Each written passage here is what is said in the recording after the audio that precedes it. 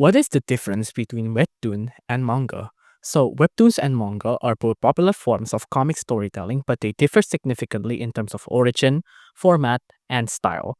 Manga originates from Japan and is traditionally published in black and white. It often appears first in printed magazines or volumes and follows a right to left reading direction in line with Japanese writing conventions.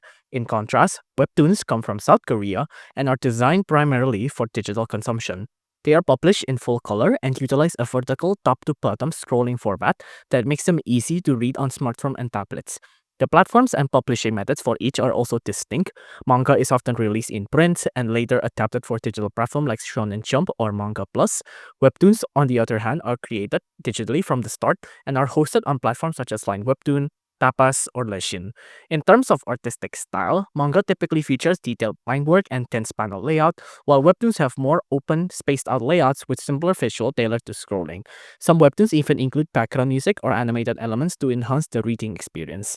Genre-wise, both mediums cover a wide range of topics from action and romance to fantasy and horror. However, webtoons often lean more heavily into modern slice of life and romance story aimed at mobile-first audience, while manga encompasses a broader spectrum including long-running series with complex world.